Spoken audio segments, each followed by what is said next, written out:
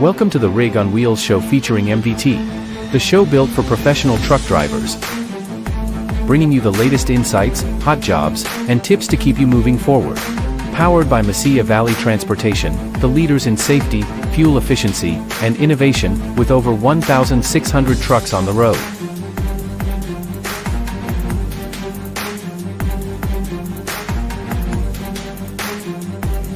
Let's hit the road together. This is the Rig on Wheels show featuring MVT. Happy Tuesday, happy Tuesday. At least that's what the almanac says. That's right. I am Kameel Gaines, the owner and host of the Rig on Wheels show and the #1 truck driver recruitment show. And we are here proudly with MVT. That's who we're featuring. Our favorite VP of recruiting, Pierson, Robert Pierson. On Tuesdays, yeah, I get the feeling that on Tuesdays I am your favorite. I was talking to James from Free World, and he was like, I keep calling him Robert, but when I watch your podcast, I realize we can't call him Robert anymore in the office. His name is Pierson. Oh, yeah, I can tell you at MVT, we have a ton of Roberts, 3 within my own department. If I didn't get called Pierson, life would be very confusing. Yeah, we just have to call him Pierson. That's just what it is. Oh, I'm used to. I can tell you, my wife's family still call me Pierson. Now we have little Piersons running around, but I go up and see her family, and it's just Pierson. Just Pierson. But each week we do bring you the latest industry news, all of the juicy stuff, hot jobs. We have quite a few that he told Terrell. Tips for drivers, tips for recruiters.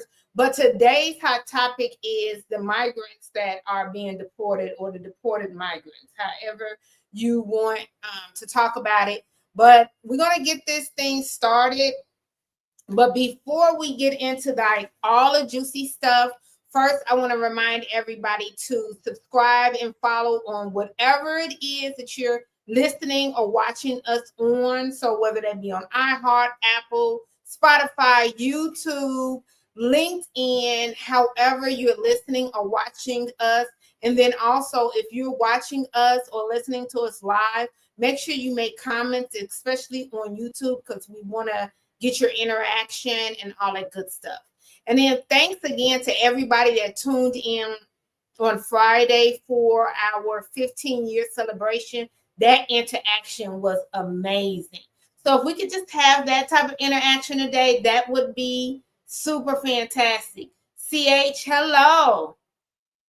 What's your full name? Or at least you don't have to give us your government name. I did say his full name, didn't I? Full name, Social Security, date right, of birth. Right, date of birth, it all. But like your first name. But hello.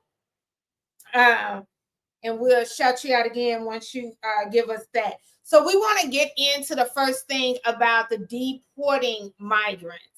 So one thing that Pierson did bring up offline, and it was good, it wasn't bad stuff, but did bring up is, even though Trump is deporting quite a few folk, it's still almost half of what Biden deported on a weekly basis. So let's definitely put that into perspective. One, for people that felt that Biden was soft on deportation. He was. Okay. Oh, he was. Okay. Yeah. And then 2, I do feel like he was too, because of how the borders were. But then you got some potato to potato there because of what Trump did. But anyway, 2, it's who I think he is targeting. And as far as the work that they typically do is a lot of the skilled work. But good to see you again too, Clay Hardy. Nice. Yeah, awesome. So it's the skilled work that they do. And we're in the skilled work. So what do you feel? What are your feelings? I'm honestly in a wait and see status at this moment. In his first week, it was 2,600, as we pointed out. Mm-hmm. Normally, over the course of last year, Biden would have been at 271,000, so about 5,200 a week. I think we're early on in the process. I'm in a wait and see standpoint. As I will point out to everybody, the U.S. needs legal immigration. Yeah. It's extremely important, both in terms of skills, keeping a young population overall. When you look at our demographics, as we don't have the same number of kids we used to as a country, so there's a lot of advantage to legal immigration. So as we address the problem that's been developing over the past several years, and this goes back almost 16 years at this point, my real wait and see is, are we going to clean up the legal immigration system to where we can support having 1 to 5 million people legally come into the country? That's the tricky part, and they've been trying to figure that out since the 80s. When Reagan gave amnesty to about 12 million people that were here illegally, the assumption was that they'd go ahead and reform the immigration system. That never took place. Yeah. And so I am in a wait and see status. I have some excitement. I care much more about the tariff situation with the U.S. and Canada. As a company, we do 500 loads across the border every day. So it's definitely something we're watching closely on our end. From an immigration standpoint, could go bad, could go good. I don't really know. I try not to listen to the media because they kind of need that Poindexter, that nerd that's going to get in there and really set up the actual system for long-term success. That's the part I'm curious about, and I don't think the media is going to cover it. You're going to have to really dig around to see how they're addressing that. I do agree with you on that. Hello, Meryl. He said, hi, everyone. I think I could be a Debbie Downer. Probably am. I don't think that we as United States really want to fix our immigration because we make too much money off of not fixing it. Yeah, and I will say that most politicians, you have to question if they want to fix the problem or if they want to use it as a talking point. Yeah, yeah. So there's a lot of things that don't get fixed, but both parties use certain topics to get elected, get their base riled up. I'm always reminded, we won't get into the complete topic today because the show's not long enough. No. But when we talk about Roe v. Wade and abortion, most people are somewhere in the middle on it. They aren't a fan. They're not saying go out and get it. No. But on the flip side, they also don't want the government getting intrusive with somebody's rights or situation or life. Right. The answer's somewhere in the middle. That's not good to win elections. If you're somewhere in the middle and you don't have a strong stance, what ends up happening is the two loudest voices are heard, while 80% of the population is somewhere in the middle. Yeah. Same thing with immigration. So the challenge right now, as long as you have people in Congress that their job, it's not public service, it's their career to be a politician. I don't know that the problem gets fixed on a lot of these topics because I don't know that it's in their best interest for it to get fixed. That's exactly what I feel, because I'm with you. I'm right in the middle of the migrant. My thought pattern with it is like, okay, yeah, I do feel this. I definitely feel like we need to have a legal right system for it. But I don't feel that in our country we want it. We as in politicians, them, not me, not fit to be a politician. But, or maybe I am. Today you're announcing your candidacy. I'm excited, Kameel. Let's do it. I am going to be running for president. but literally, I don't feel that they want to fix it, to be honest with you. But jumping into your topic as far as the tariffs, we have so much that I wrote down or typed down. When it came to the tariffs that's going on, it's crazy. So the former hot dog, that's why she stepped down as the money lady in Canada. So the money lady, the finance lady, a couple of weeks ago, if you all remember, she stepped down is because she knew that Justin, the PM, was going to have to eventually resign. I mean, they was going to overthrow it at some point, even though Canada is no very chance of winning re-election. Yes. So, but anyway, she's going to be, of course, trying to run, and she's going to be counteracting all of these tariffs and trying to strengthen Canada's economic sovereignty. That's a tall order. Canada is highly reliant on the U.S., has been just because of sheer size and volume of economy. They're a good partner to us, and we're a good partner to them in many respects. So when you look industry by industry, it's not necessarily the case. Hopefully there's collaboration there. Like I said, I think the 25% thing is honestly a negotiating tactic. Yeah, because, and the reason why I keep saying, the reason why I feel that you're correct on that is because Trump is saying February 1st. That's a negotiating tactic. Because if he was real strong on that, just like he was with the Colombian president of taking his folk back, he would have said boom, boom, boom, boom, boom. Yeah. You know, he's not doing that. He's giving them to February 1st. But what do you feel about this whole him trying to make them our 51st? Oh, he's a trash talker. Let me be clear on that. He's a trash talker. I admit that. And I'll be honest, it's been funny how this has played out in Ukraine. I think the assumption for Russia was that he was going to come in and immediately take Putin's side. If you watch the propaganda slash media out of Russia, they're surprised. They're shocked. And so, you know, that's been the interesting thing here is, you know, the sequel of Trump, the first week has been highly entertaining. We'll see how this ends up going here, but I think he's negotiating on that end. I think it's much more serious with China, more so than it is Mexico and Canada. China is not our economic friend, though we are heavily dependent on them. So it's going to be, I think China is the one to watch more closely, despite how close the other countries are. And as Ukraine plays out, I think there's not much to lose here of saying, hey, let's get to the peace table and get this over with. Russia's now gotten to the point that a lot of these sanctions didn't hurt them right away. They are now. And they're going to keep getting worse and worse. And there's a lot of things to do here that can slow down the economy there. So I think that's going to be one of the things to watch closely over the coming next 2 weeks. I can tell you that the media, though, and they have talk shows in Russia that are more controlled by the state than even here in the U.S.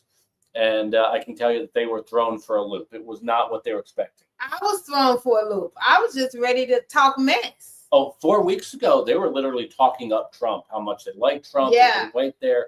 And now the pundits on Russian TV are pretty, you can't talk to Russia that way.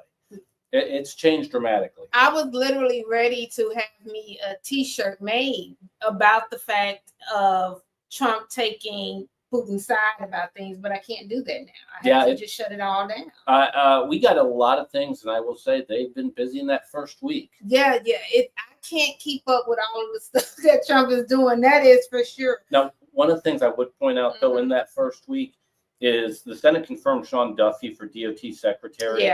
Guy out of Wisconsin, really intelligent guy. Should be interesting to see what he does taking over the DOT.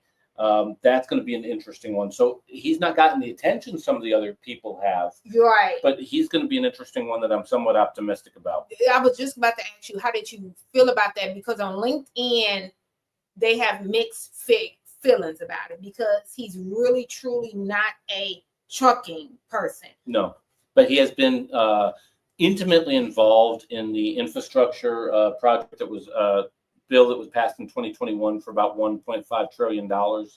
I do think he has an understanding of it, and I would say that he is more so qualified than Buttigieg was. That's what I'm about to say. They feel like he might be another Buttigieg.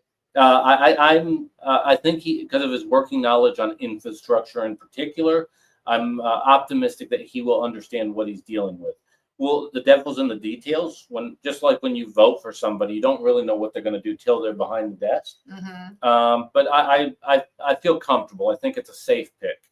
I like it because he does have knowledge. Because some of his picks to me don't have enough knowledge. So he does have knowledge. So that is where my comfortability is. I think some of this is a show, though, because for a lot of these positions, these cabinet positions, the only qualification is that they need to be a citizen. There's not prerequisites on what people need to have on that end.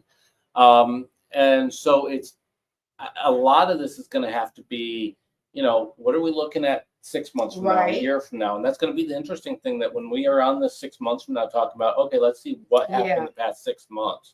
You know, I'm interested in the task force with Elon Musk. Where's that going to be 6 months from now? As far as cutting government spending. Yeah, I'm wondering about that myself. I'm an Elon Musk fan in one sense of the word, and then not in the other. One sense because he is the entrepreneur's entrepreneur. Mm-hmm. And he is a true CEO, so he does know about how to cut spending and things like that. But then he hasn't ever been a regular person. So I'm excited about it, though, because they've been very transparent about what they're looking at. If you look at the Pentagon as an example, the Pentagon's not been able to complete an audit in over 50 years. Now, they make up a huge percentage of the. They completed, they just failed it. Well, they failed it. They've never passed in 50 years. They completed it. And so there's a lot of waste there at that level. The challenge has been most politicians don't want to be viewed as weak on military, because when you suggest cuts to the military, you'll get attacked because you're viewed as weak on the military. And what's happened is that budget's just ballooned and ballooned year after year after year. And so the fact that they literally started with, let's look at the Pentagon first, has me optimistic that we might be able to look at this honestly and start cutting. Yeah. Well, I just we've not had a balanced budget since the late 90s. Clinton? Mm-hmm. Clinton and Newt Gingrich were the last time we had a balanced budget. That would have been 98, which is a long time ago. Don't say that, because I was just about to say how old I was. Never mind. It was just yesterday. 30. It was just yesterday. Oh, no, not I was 30, because if I was 30. Yeah. Never mind not having a good Tuesday. Yeah, don't age yourself. Right, like that was way wrong. That was really wrong. I was 2. Okay, so diesel. Diesel has dropped 5.6 cents, so it's now 3.65 a gallon. And that's good because last week it was 11.3. You know what I can't stand. We all know I'm not a Trump fan, but let's not make the man worse than he is, because then that makes him better than what he is. So people keep saying, oh, gas prices rose under him. He just took over yesterday. But either way, gas is now 5.6. Diesel is now 5.6 less than it was, and last week it did rise 11.3 cents. Now, gasoline is down, and it's 3.10 cents, and it's down less than it was a year ago as well. I think it's going to be interesting to see what happens over the next 90 days with this as well. I think it's going to also point to optimism in the economy. Unfortunately, when people are optimistic about the economy, fuel tends to go up. I do think Trump calling on OPEC countries to increase production to counter Russia. If OPEC were to follow through on that, we may see some decreases in prices because we'll flood the market with oil. But that's going to be something that's interesting too, that 6 months from now, I'm going to be curious to look at what diesel prices are. Yeah, I just need them to open up the floodgates when it comes to freight. Yeah. Sprinkle it down, freight. It doesn't matter. Good paying, high volumes of freight cure all ills. Yeah. And then we'll just be happy. We don't care about climate change. We don't care about diesel. We don't care about anything once that happens. So, you done with your news? Yeah, I was going to say available loads were down 4%. Available trucks were up 10%. But I think that's more of a reflection that we've had the first week of the year that has not been impacted by weather. The first 2 weeks of the year, the weather caused snarls throughout the supply chain. This has been the first week that we've been sitting here in Houston that weather has not been a factor. Yeah. Which is, thank God. Yeah. Houston has been going through a lot of seasons. January has been a very long year. Yeah. Already. And I'm over it. You know, here in Houston, when you consider the hurricane last year, the weather disruptions with snow and ice and everything else, this city's been beat up over the last 6 months. Yeah, we've gone through a lot. I know someone in Shreveport, Louisiana that got 8 inches of snow. What? I don't know in Louisiana that you're prepared for 8 inches of snow. I'm not prepared for 8 inches of snow. It's been a wild time. Thankfully, it appears that we have at least a couple weeks here where there's nothing imminent from a weather standpoint, because we've started out the year. That's been the challenge here. It's not necessarily the supply of freight. Mm-hmm. It's really been the weather that has just snarled stuff. And I always describe it like this to people. It's the lingering effect. So at one point, we had 80 drivers in El Paso or in Houston, right, that were stopped, not moving. Right. The challenge is that impacts the next 3 days because those 80 people are going to another load after that. Yeah. So we're excited about the next couple of weeks here. It's good for the drivers. It's good for us. So if we can have a couple of weeks, February probably starts off on the right path. Yeah, I'm hoping so, because we all need a good February and then all the months after that. So what we're going to do is go ahead and take a quick break and then come back and do the hot jobs.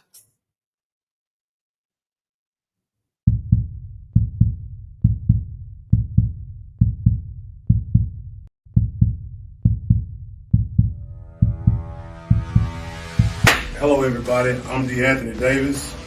I'm a truck driver from Cleveland, Texas. I've been driving for 3.5 years now. I recently saw a podcast with Rig on Wheels on YouTube. I gave them a call. They was fast. They was efficient. They helped me out. I didn't really want to be over the road, so they got me a good regional job. And hey, you should give them a call.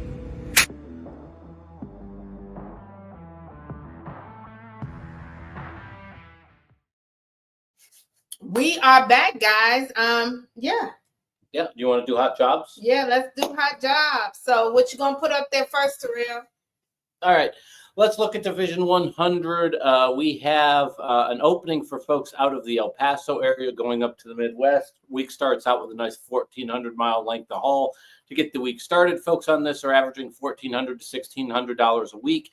This is also a cool division if you're a team or have a passport.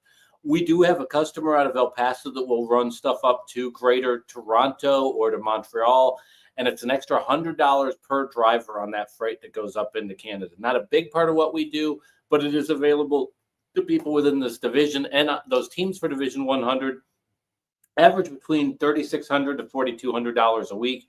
So great opening out of El Paso, Texas. Do we want to talk about the next division, Terrell?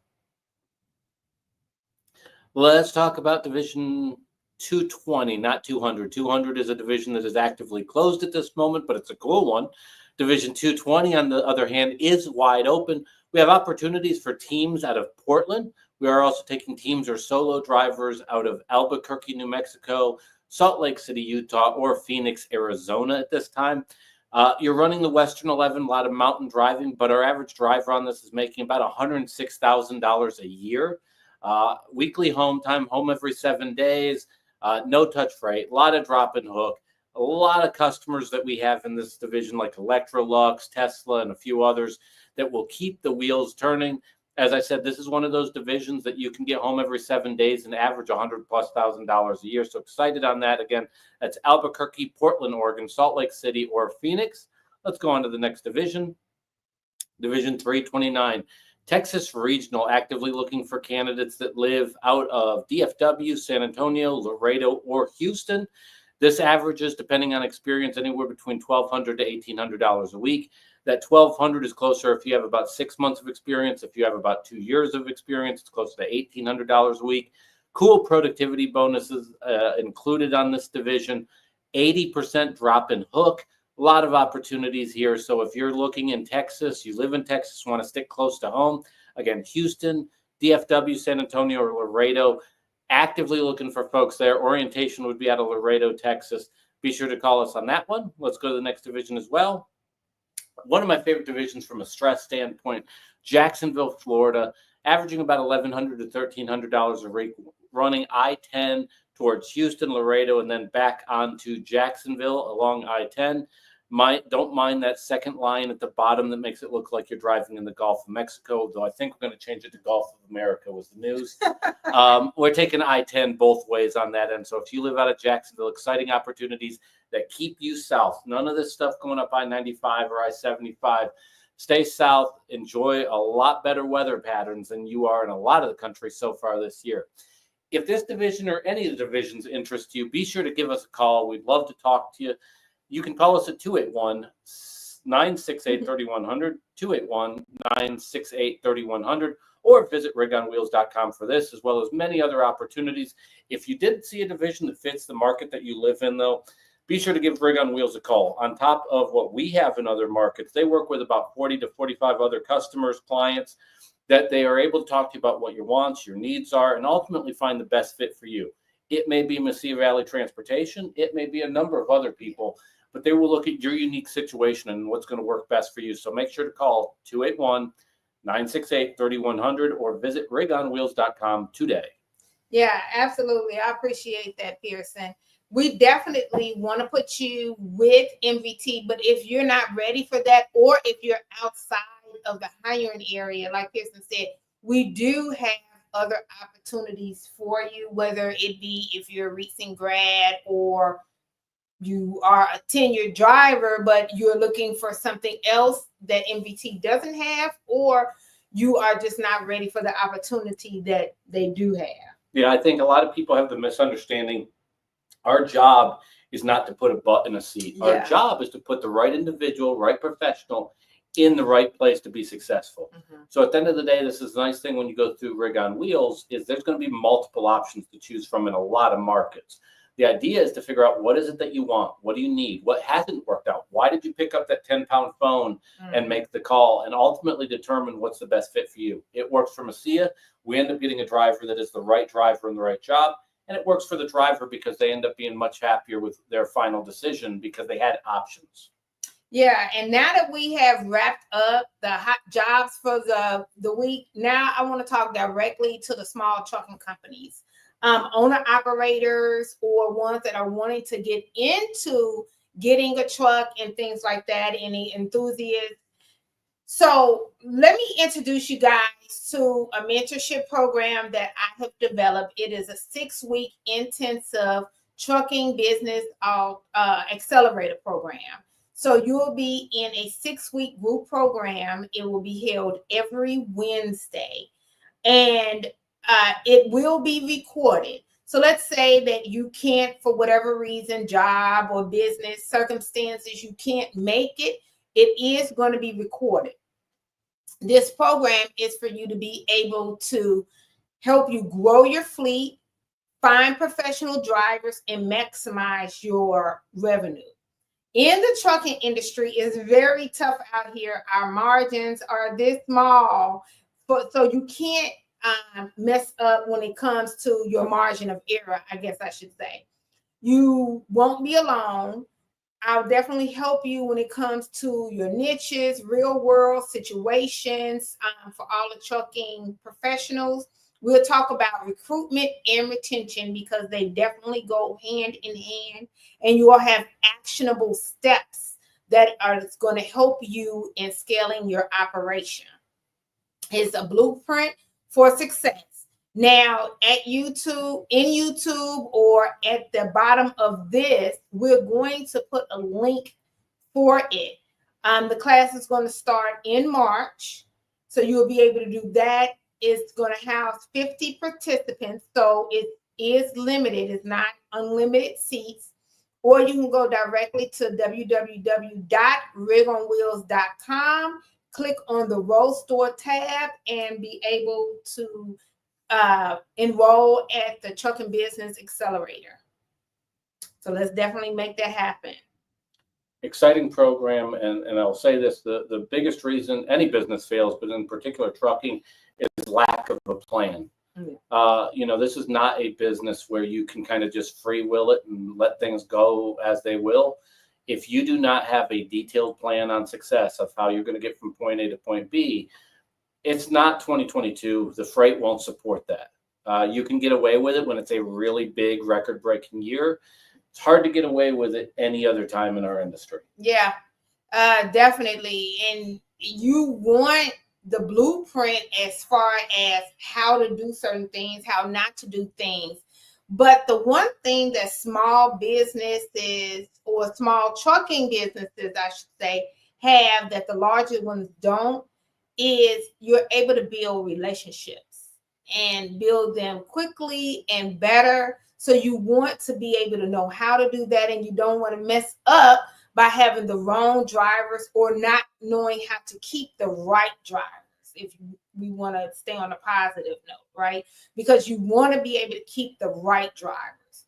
So definitely give us a call or go directly to the website, or of course, it will be down below, especially in the YouTube.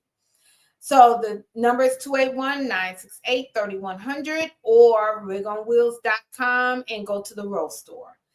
So Terrell, you can definitely take us to commercial now.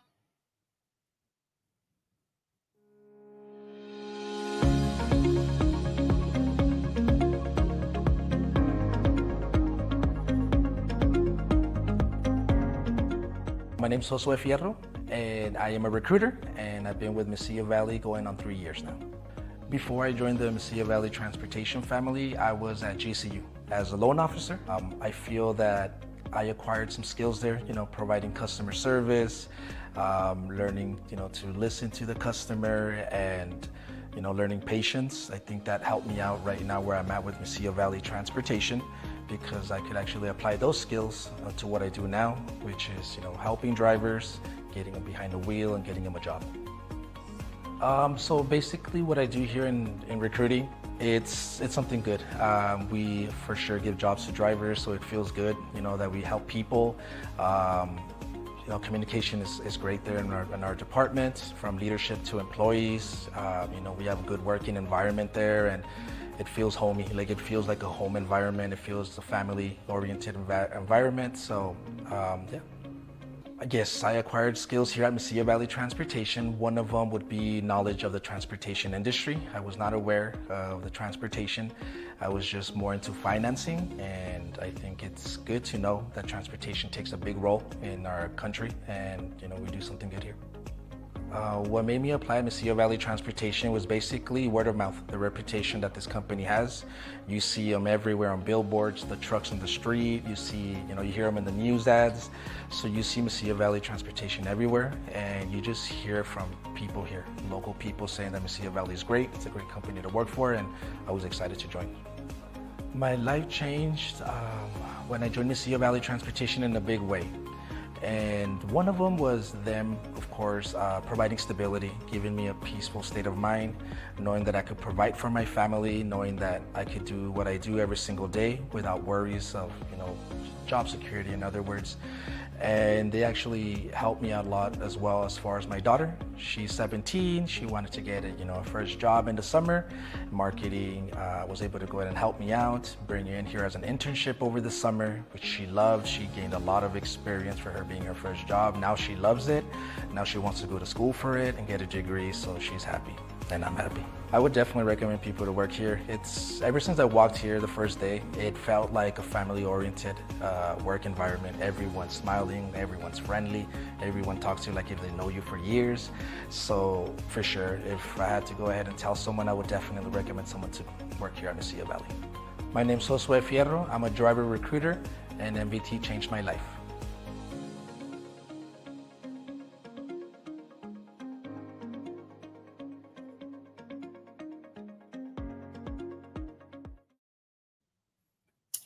That's probably one of my most favorite commercials. Yeah.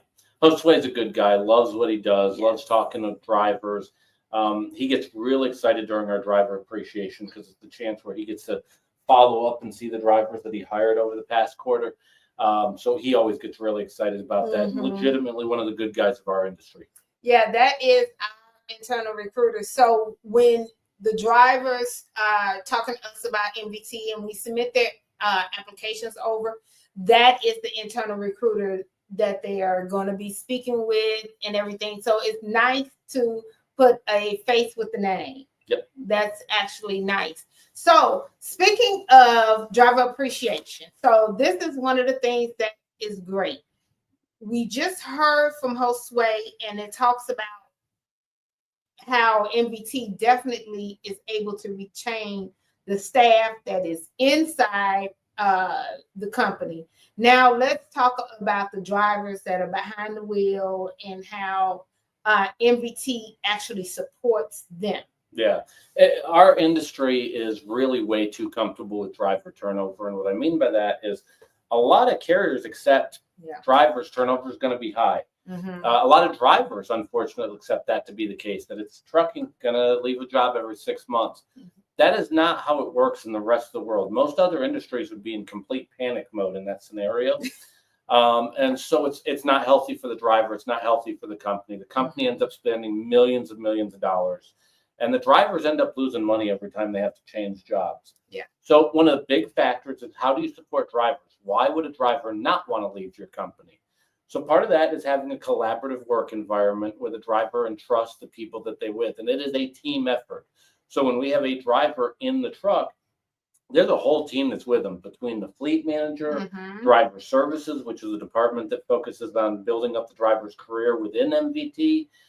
In the first 6 months, we have a partnership with a company called Hello Retention out of Georgia that will literally, they're that one-stop shop that if anything goes wrong in that first 6 months, they want to know about it. We want to solve it. There's ownership.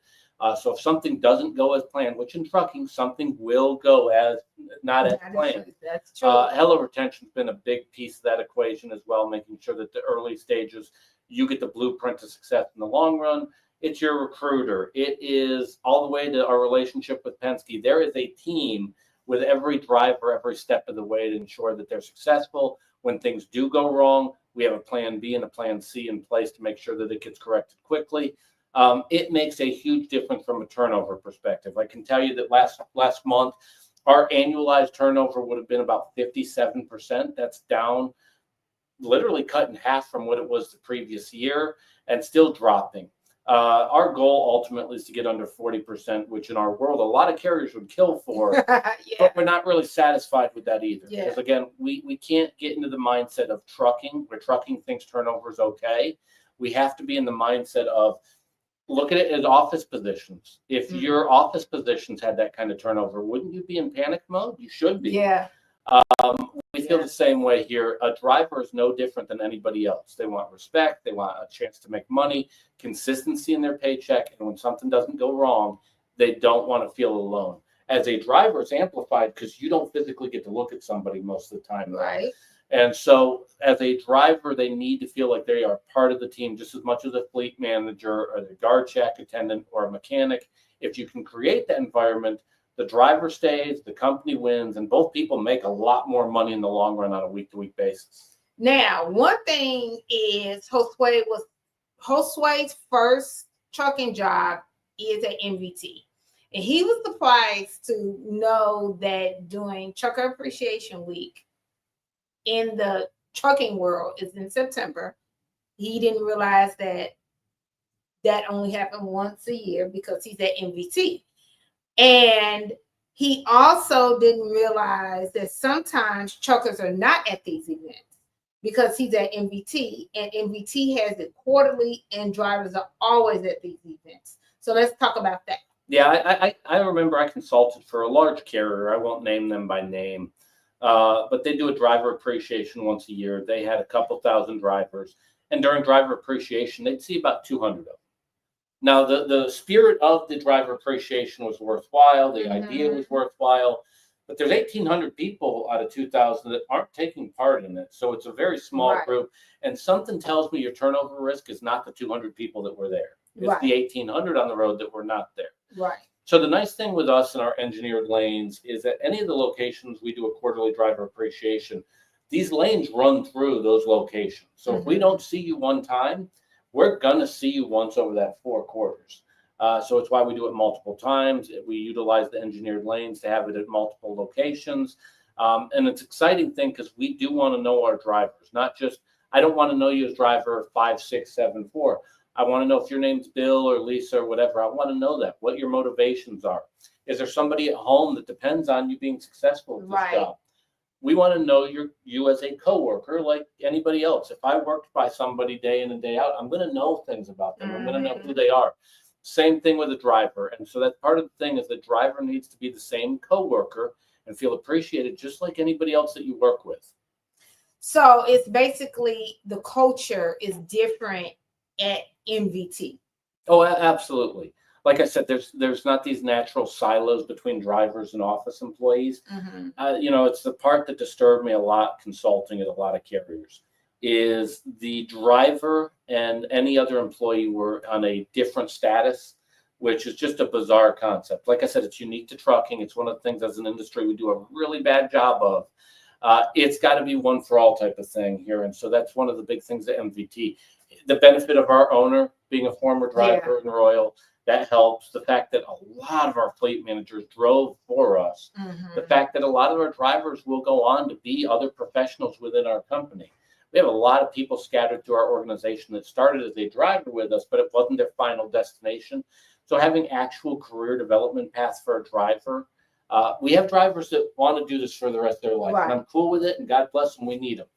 But on the flip side, if a driver says, 5 years from now, I want to be doing something different, that's available with MVT, and that's exciting. And that's what I was about to say. That's really good. As you were talking, is there is a career development path, because for some, they do want that. They want a career development path, and that is where retention comes in. And also culture is not just about pay. Yep. Because if it was just about pay, then that would be an easy fix. Yeah. That would be a much easy fix when it comes to retention in this area.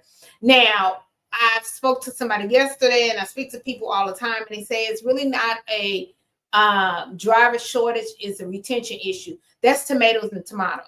It doesn't matter whether or not it's a retention issue. A driver shortage means they're not driving. Yeah.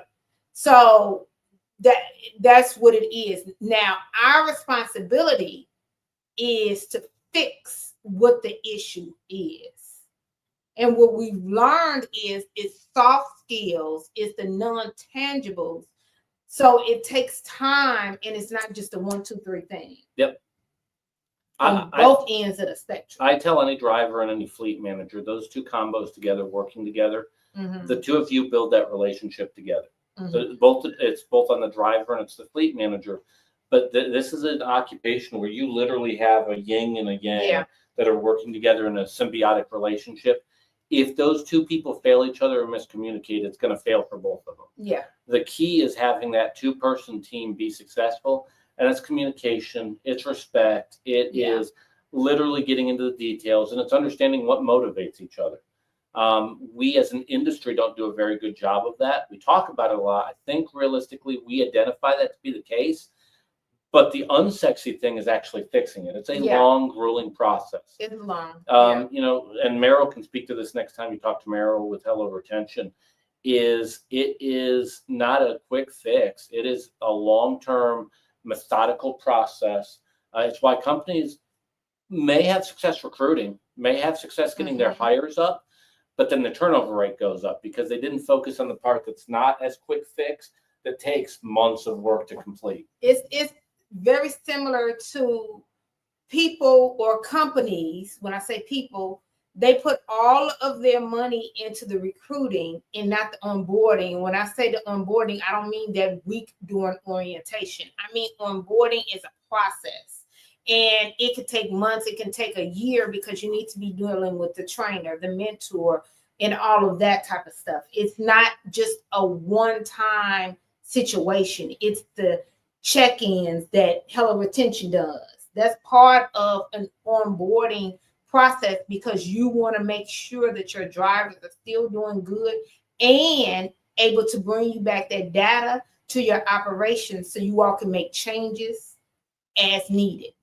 I think, like I said, with it being a long-term thing, it's why carriers struggle with it. If I were to go into any trucking company and go, hey, you need to hire 40 drivers, let's spend X amount of money, that conversation is really quick. And it happens within a day. If I go to any carrier and go, we need to cut your turnover rate in half, and we're going to do these 20 things to make that happen, it's never going to get off the ground at most carriers. It's just something that about 30 days later, somebody will dangle keys on another project and they'll go off and do it. And it's where as an industry we struggle at it because it's not a quick fix. It's a long-term relationship. But I will point out to any carrier that if you have an office setting You do that all the time with the people in the office. Why wouldn't you do that for your drivers too? Yeah, absolutely. And somebody needs to own it. It needs to be somebody's job. Part of their job needs to be that. I will say this too, with hello retention, the ownership part of it's the big thing of it. When we do have an issue, we call it a resolution ticket. Somebody is accountable and has ownership to have it solved within 24 hours. Yeah. So it may be a small thing. It could be that, hey, you came up on a trailer and the trailer has a tire that's bad. Right. It could be something major of, hey, my paycheck doesn't look right this week. We have 24 hours to fix it, and somebody's going to have ownership of it. And at the end of the quarter, we sit down going, who didn't hit their quotas on these resolution tickets? And there's accountability for not hitting it. And that's good. And the accountability doesn't have to be like something bad, but it needs to be so things don't get swept under the rug. Because in our industry, it's always something that's always on fire. You know, it's kind of like the program you have going for small fleets. It doesn't seem like a big deal, but you may have a fleet with 10 trucks that decide they want to get to 20.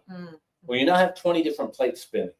And that doesn't sound like a big thing. If you're at a carrier right now that has hundreds of trucks, that 10 to 20 does not sound like a big deal. Right. In that world of 10 trucks, going to 20 is a big deal. You've now doubled what you're responsible for.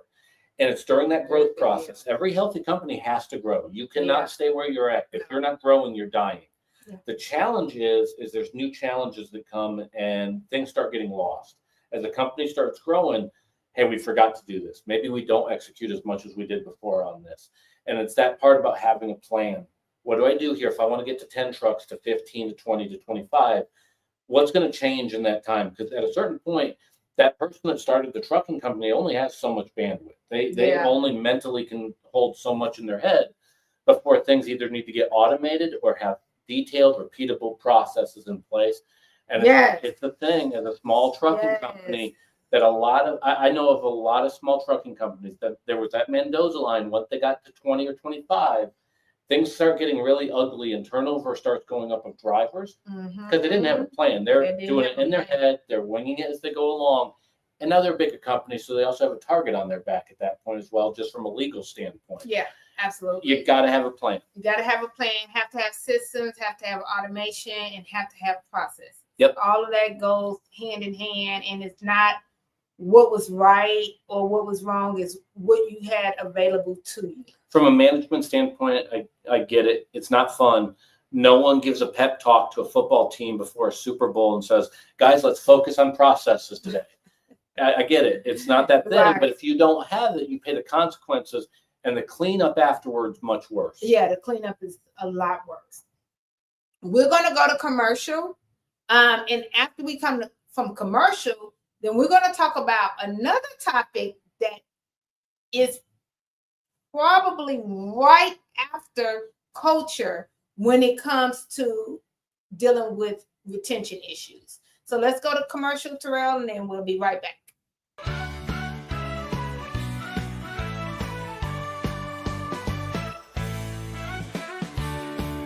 I feel very, very excited about my achievement. I'm very proud of giving to the company the legacy of the Sandoval family. I'm very proud, very excited. So you can see it on my face. So very excited. Well, you know, it's been a big passion of ours to get fuel mileage and to be the best. And my goal was to get all the drivers wanting to do it. It'd be one thing if I have 5 drivers kind of get fuel mileage, that's great. But what's that doing for the environment? What's that doing for the company? So by creating the game where he or she with the best fuel mileage at the end of the quarter gets a car, it makes a lot of the people want to do it. So the idea is to get more and more people trying to get the, I mean, we create the best truck we can get. I make a truck that's easy rolling, less parasitic drag, very aerodynamic, and then I got to get in the head of this gentleman and the other people driving and make them want to drive it that way. Where you can drive the car easy. I always say if you treat it like it's about to break, it never will. Treat a truck like a beautiful woman, gently, caress it nice and caress it gently and make it last. Makes the truck last, makes you last. And the safety, like he said, patience. Patience is everything. Patience in truck driving. If you're impatient, think about every time somebody pulls in front of you, which is all the time. You get all mad, you can just run into them. You got to try not to wreck with these people. You're always driving defensively, so you ease on the brake and you make sure you don't want to just slam on the brake and then slam on the gas. That kills the brakes, kills the mileage. So when he's being patient, they're slowly taking their time and staying out of the longest line and getting in the shortest line and, you know, ease around and just make yourself go gently and go, just take care of it, and that makes you safer. It makes the tires last, makes the brakes last, makes the motor last, and makes the fuel last, and it makes the people around us last because we're not running over them. It's safety. Hey, my name is Roberto Sandoval. I am a driver trainer in this company. I have 24 years as a truck driver here in this company, and I win the 25,000 and also the trainer of the year, mentor of the year. I can't believe it right now, but I do the best always. What do you do in order to get the best fuel mileage? I always do, first of all, be positive. Secondly, set my objectives are. And third, just do it. No matter what happens, because sometimes you cannot get a good MPGs because there is a traffic, a lot of wind, or heavy loads. But I wait for tomorrow. And don't worry, be positive no matter what happens. Just avoid be anger or I can do it. No, I can do it. I'm gonna do it. That's all we have to do. Don't give up. Never give up. I'm so proud of Roberto and all the things he's done, and you know, it's not just his family. I forget how many people he's trained over the years, but we've had a lot of car winners and a lot of trainers that are still training here that won a car because they learned from him. They went on, they started here, they saw how he did it, they listened, they watched, and then they go win a car on their own, and then they train somebody who then wins. It just keeps getting passed down. We just keep creating better and better drivers, and a lot of it started at the top, and the top is Roberto Sandoval. Thank you, Mr. Rivera. Thank you. Always is a pleasure to see you in this season. It's the holiday season. What would the holiday do without Sandoval?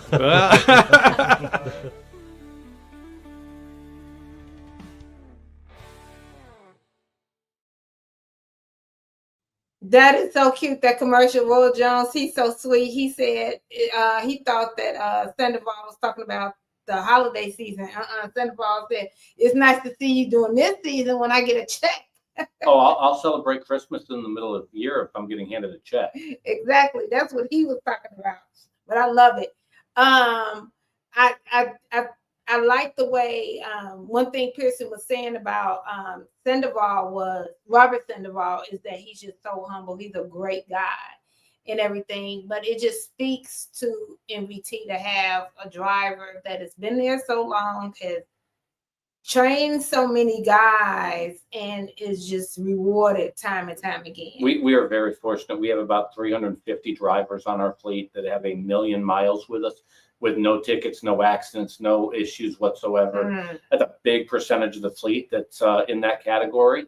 We're also very fortunate. We have a lot of those folks that are good at training others to do as they did, and that gets in that that driver career path that we talked about. We're real big on sharing knowledge with each other and communicating out that knowledge. When we get a driver that excels, that would fit in that top 10% category, one of our opportunities is, hey, how would you like to become a trainer, or how would you like to share your knowledge with the next generation? Part of our goal is to think about trucking, not just what we want to do tomorrow, but where we want to be 10, 15 years down the road.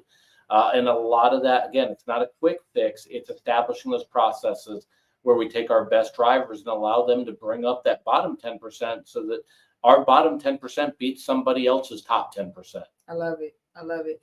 And another thing, when you focus every quarter, you're not focusing on the bottom. You're focusing on the top. So many times we focus on the negative staff that we have, but they're actually looking at the leaderboard to see who's at the top and who can I beat and compete with at the top. That's a great goal. You have to have positive reinforcement. And Sandoval brought up a really interesting topic right there on being positive. Trucking's tough like life. Being an adult's hard enough as it is. You're going to have things that don't go right for you. It could be weather. It could be a weird equipment issue. There's a lot of things in trucking that can ruin your day. If you let it eat at you for the next week, you're going to fail. You're going to fail at it. I don't care if you're a fleet manager, a dispatcher, load planner, a driver, or working the guard shack. You're going to have a long week if once you go, oh, it's Monday. Yeah. It is much better to be positive, ongoing. Tomorrow's another day. I tell anybody, we need to look at life like we would as though we're running a football season. You're going to have a couple losses in there. It's not over. If you are ahead, you're going to be okay and you're going to win. Do not let the negativity overtake you, because you will fail no matter what you do. I like that. I like that quote. What about y'all? Y'all like that? That's pretty good. Something else that really hits, and I want to say this to the small carriers, small trucking companies: equipment. Drivers will leave you because of equipment big time. They will come to orientation and not be there anymore when they see your equipment, even if they're local, but definitely if they're regional, over the road, they're living in this equipment. Your equipment needs to be clean, not maintenance clean. It actually needs to be clean when they first get in, and a new mattress, all of those different type of things.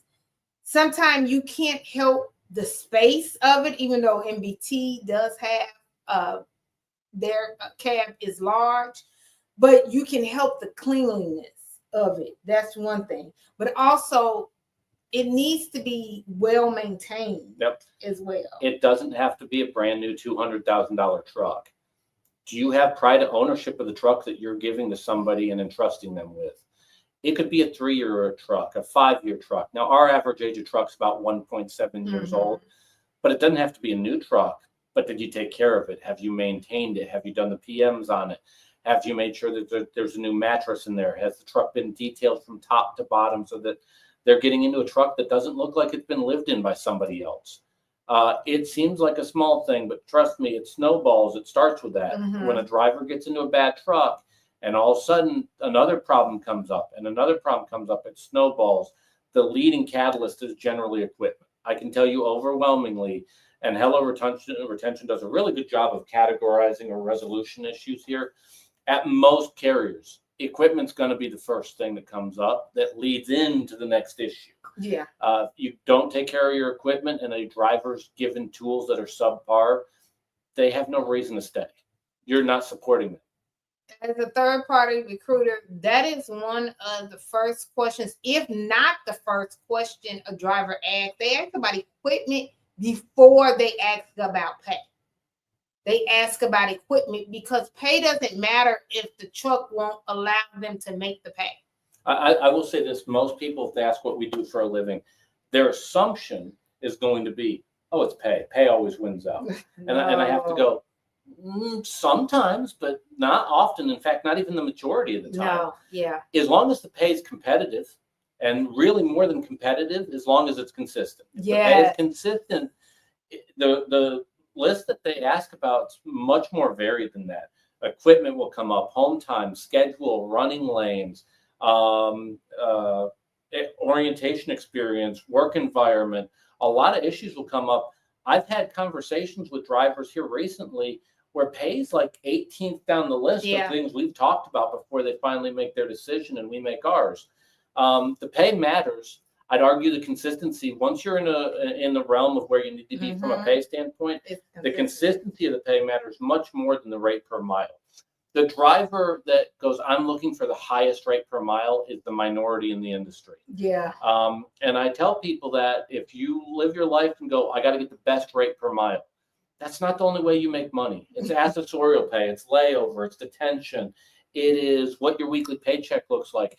A company driver, there's jobs out there that pay 80 cents a mile, but if you only run 1,500 miles for the week and the trucks broke down two or 3 days every single week, that 80 cents per mile didn't get you anything. Yeah. So I tell people rate per mile does matter, but I really want to know, what am I going to make per week? What's my best week going to look like? What's my worst week going to look like? Yeah, grown people want to know what is their average pay per week going to look like, not their cent per mile. You don't get to pay your mortgage with miles. No, you don't. That's not, when you go to the bank or whatever, they don't want to know your cent per mile. They want to know how much are you making per week. And cent per mile is not it. I have enough miles on American Airlines. I've tried to pay for things in miles, but it doesn't work. It doesn't work. Yeah, it doesn't work. The nice ladies at HEB told me I needed to either pay money or leave. It's pay money or leave. That's the truth. So what I want to do right now is, Terrell, we talked about the truck, and the best person that explains how MVT truck looks is Joe. So let's wrap up with that commercial. At Mesilla Valley Transportation, every driver is behind the wheel of a late model International LT, a truck that takes comfort, convenience, and safety to a whole new level. Join us as we explore the impressive features of this powerhouse on wheels. The open road is full of surprises, and sometimes that includes unexpected encounters with wildlife. But worry not, the International LT has you covered. The front end protection guard offers an extra layer of defense, protecting you from animal strikes. Drive with confidence, knowing that you're shielded from the unexpected. We all know how important it is to keep our batteries charged, and our International LTs have your back. The Cummins X15 is equipped with an auto start feature, ensuring that your batteries are automatically recharged when they run low on volts. It's a seamless process that keeps you powered up and ready to hit the road. Disc brakes and an engine brake provide reliable and safe stopping power when you need it most. You can have peace of mind knowing that you're in control. Safety is at the forefront of what we do.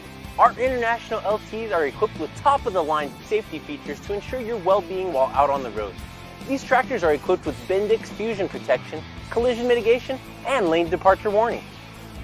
Achieving good fuel efficiency deserves recognition. With the International LT, your efforts don't go unnoticed. When you consistently achieve impressive miles per gallon, the International LT rewards you with increased speed. It's a little extra motivation to keep you pushing for better fuel economy. After a long drive, you're ready for a well-deserved break. With the International LT, you can enjoy your rest period in absolute comfort. Thanks to its auxiliary power unit, you can keep the driver's cabin heated or cooled just the way you like it. No matter the weather outside, you'll always find your sweet spot within our International LTs. The International LT understands that comfort extends beyond driving. It's a space where you can truly feel at home. I'm a big guy, and I have room to move around in here. With plenty of room to spare, the International LT accommodates even the tallest drivers. And there's ample storage for all your clothes, cooking essentials, and tools, making life on the road even more convenient. Speaking of cooking, bring along your appliances and don't sacrifice any luxuries thanks to all of our International LTs being equipped with built-in inverters. Dry your hair, make a smoothie, or play a game, all from the comfort of your truck. We take pride in our well-maintained fleet, and if by chance you do come across something wrong on your truck, you're never far from help thanks to our valuable relationship with Penske. With more than 750 brick-and-mortar Penske shops nationwide, their expert team is always ready to assist you. From routine maintenance to unexpected repairs, they'll get you taken care of and back on the road in no time. And there you have it. Just a few things about this late model International LT that make MVT the place to be.